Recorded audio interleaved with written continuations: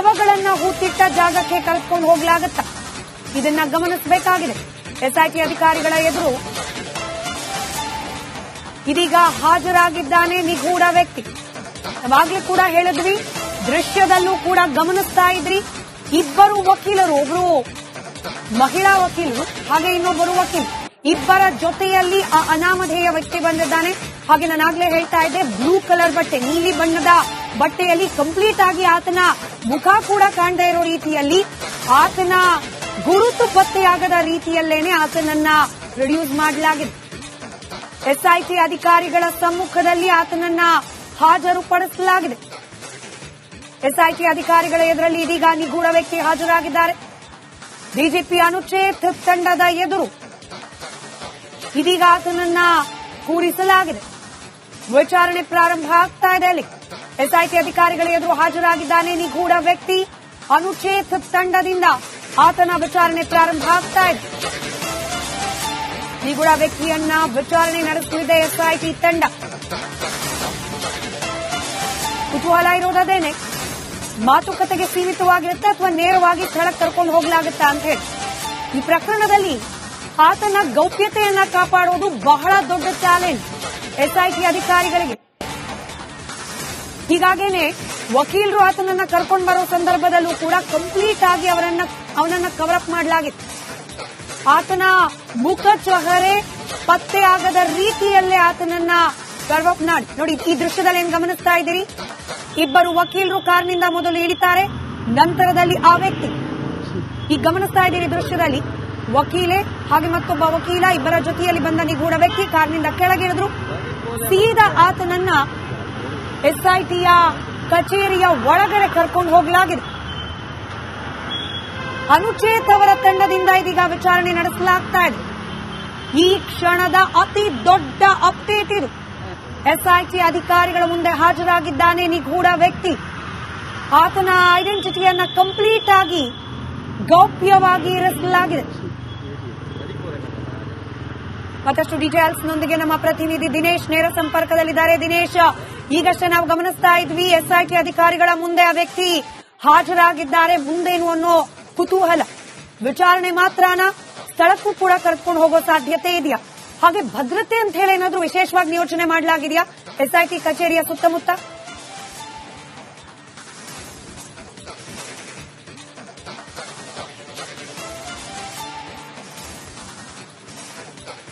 Right, ಬಹುಶಃ ಸಂಪರ್ಕ ಸಾಧ್ಯ ಆಗ್ತಾ ಇಲ್ಲ ನಮ್ಮ ಪ್ರತಿನಿಧಿ ದಿನೇಶ್. ದಿನೇಶ್, ವ್ಯಕ್ತಿ ಏನಿದೆ,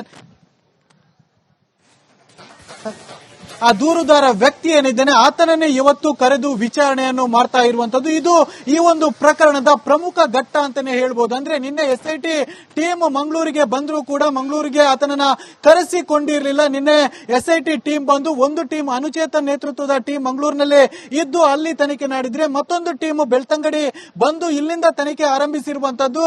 ಆ ಪ್ರಕರಣದ ತನಿಖೆ ಅನ್ನುವಂಥದ್ದು ನಿನ್ನೆಯಿಂದಲೂ ಕೂಡ ಬಹಳಷ್ಟು ವೇಗವಾಗಿ ಸಾಗ್ತಾ ಇದೆ. ನಿನ್ನೆ ತಡರಾತ್ರಿವರೆಗೂ ಕೂಡ ಧರ್ಮಸ್ಥಳ ಠಾಣೆಯಲ್ಲಿ ಇದ್ದು ಅಲ್ಲಿ ತನಿಖೆ ನಡೆಸ್ತಾ ಇದ್ರು. ಇವತ್ತು ಪ್ರಮುಖ ಘಟ್ಟ ಅಂತ ಹೇಳಿದ್ರೆ ಆ ವ್ಯಕ್ತಿ ಏನಿದ್ದಾನೆ, ಅಂದ್ರೆ ದೂರುದಾರ ವ್ಯಕ್ತಿ ಏನಿದ್ದಾನೆ ಆತನನ್ನೇ ಕರೆಸಿಕೊಂಡು ಆತನನ್ನು ವಿಚಾರಣೆ ಮಾಡ್ತಾ ಇರುವಂತದ್ದು. ದೂರುದಾರ ವ್ಯಕ್ತಿ ಏನಿದ್ದಾನೆ ಆತ ಎಲ್ಲಿದ್ದ ಅನ್ನುವಂಥದ್ದೇ ಬಹಳಷ್ಟು ದೊಡ್ಡ ಪ್ರಶ್ನೆಯಾಗಿತ್ತು.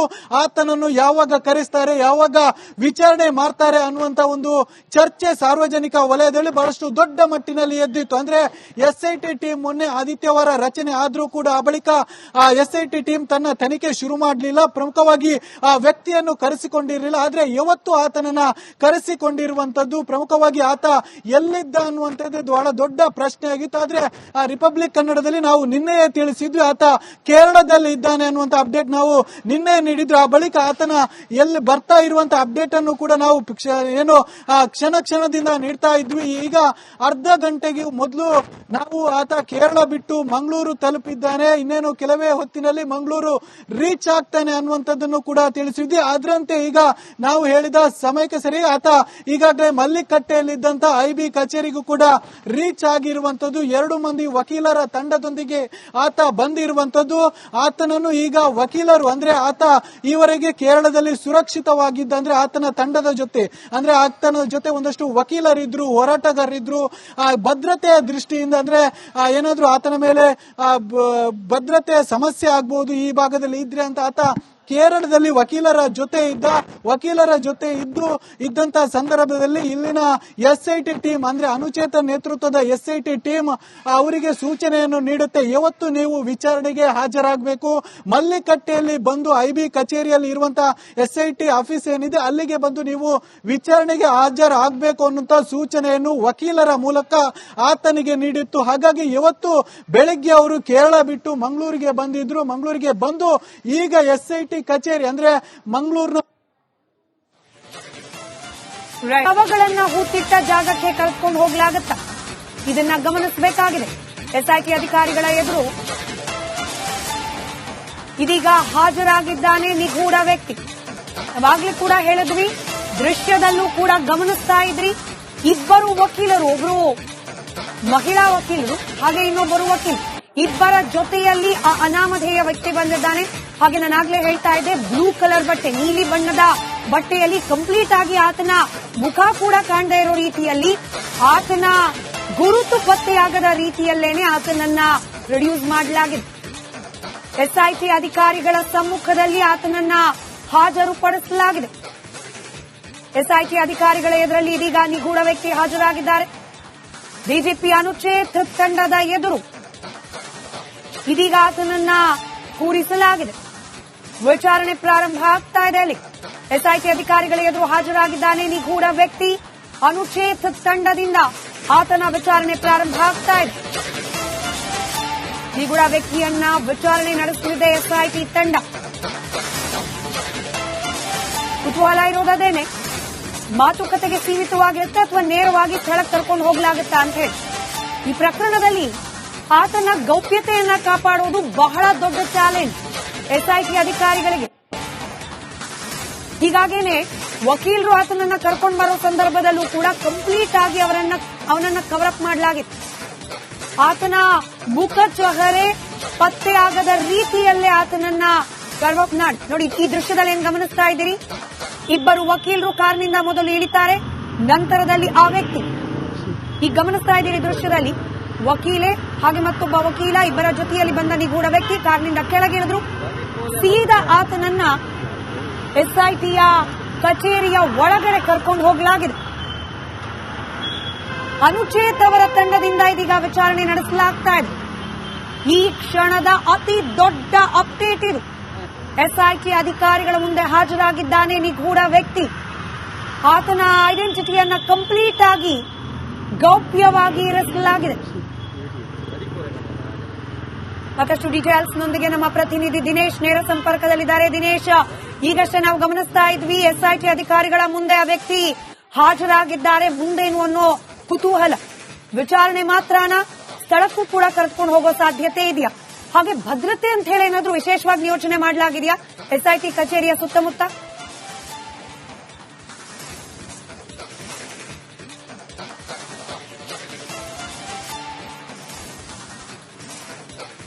ರೈಟ್, ಬಹುಶಃ ಸಂಪರ್ಕ ಸಾಧ್ಯ ಆಗ್ತಾ ಇಲ್ಲ ನಮ್ಮ ಪ್ರತಿನಿಧಿ ದಿನೇಶ್. ಕಂಟಿನ್ಯೂ ದಿನೇಶ್. ವ್ಯಕ್ತಿ ಏನಿದೆ,